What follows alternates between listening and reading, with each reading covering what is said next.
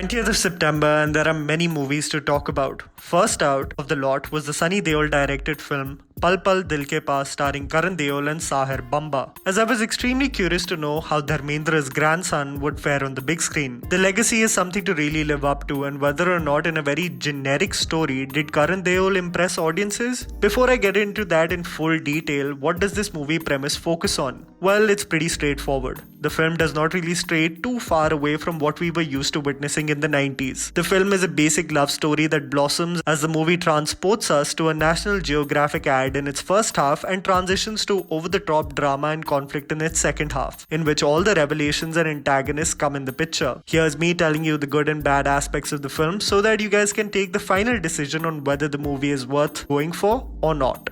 The good. Locations. The film, specifically in its first half, boasts of some extremely beautiful scenic locations that cinematically look amazing. Whether it's ziplining across the rapids, descending down the steep mountains, looking at the star-filled sky late at night, and even driving vehicles suitable for the terrain as the lead sings songs were visually brilliant. These visuals would have been even more beautiful if it was combined with interesting characters and an engaging premise. Sadly, those two aspects in this film did not go hand in hand. Music. One aspect of the film that cannot be denied is its impressive music design by Sachet Parampara, Tanish Bagchi, and the score by Raju Singh. All the versions of the title song sung beautifully by Sachet and Parampara and Jo Avara by Ash King and Monali Thakur are a treat to the ears. It would have been so refreshing to also witness a compelling script with the beautiful music, but the soundtrack definitely stands alone in one of the few positive aspects of this film. Sahher Bambba and the supporting cast. When all the focus is on dissecting whether or not Karan Deol really has the acting chops and the female lead steals the show, it becomes a rather sad sight to witness in the grand scheme of things. Sahher Bambba is Sahher Sethi, a caricaturist and entitled social media influencer that undergoes a character arc as she takes part in a solo expedition with Karan Sehgal, played by Karan Deol. Even though the character is very poorly written and meets all the tropes of a leading lady in the 90s Bollywood movie, somewhat of a sissy and a lot of attitude, over the course of the film, Sahir's portrayal of the lead grows on you. Despite her loud pitch, you can actually see the actor trying her best to pour her heart out and connect with the audience. Maybe with a better script and a more layered character in the future, the actor can prove that she is here to stay. Simone Singh, one of the most underrated talents of the country, proves yet again that she needs to be cast more in films. Her as the empathetic and concerned mother is brilliant. Kamini as the Dadi in this film is one of those likable characters, a family member we have all had in our life who understands the trials and tribulations of growing up. Finally, the antagonist.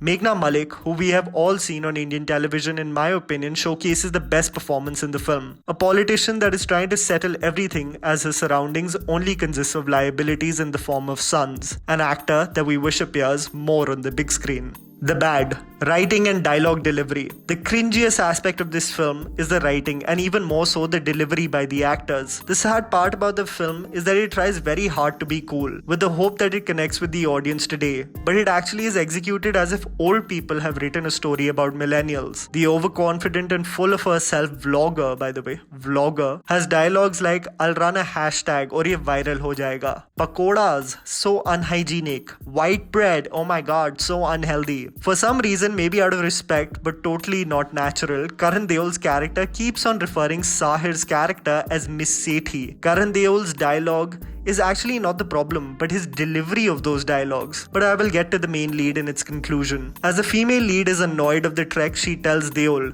"Mujhe apna vlog banana hai." Which makes no sense, by the way.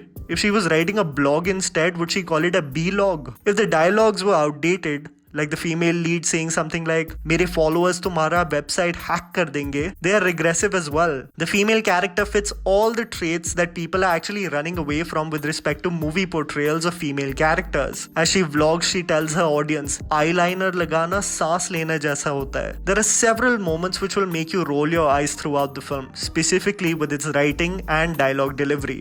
90s flashbacks. As I was watching the film, I definitely got a flashback to the 90s and the cinema that we were subjected to. There's no doubt about the fact that we vividly remember the good old days of boundless romance in Hindi films, but we as an audience have evolved from that kind of cinema. The film provides nothing new in terms of concepts or lessons. It is a conventional 90s love story with snippets of drama, loud background music effects to support it, and just so that you don't forget it, that he is Sunny Deol's son some unnecessary action. Especially knowing the education and financial situation of the family members in the movie, it was rather shocking at some of their reactions to the situations. There is at one point where the female lead, who is an independent working professional, is getting framed and ridiculed, and the family reacts so dramatically that literally from the theater there was a noise which said, "Arey par problem kya hai?" Caricatures. The film is filled with just the stereotypical elements of a vintage Bollywood film. There aren't strokes of grey in this film in any shape or form. Villains are villains, so that's black, with no redeeming qualities whatsoever. The hero is a saint, so that's white and can do no wrong. The only arc in some form comes from the female lead's character. Otherwise, as the villain enters and smokes his hookah, the demonic soundtrack plays as if Mogambo has entered. The villains are good for nothing sons who do as mummy tells them to do. It actually reminded me of a more refined version of Lucky from Welcome.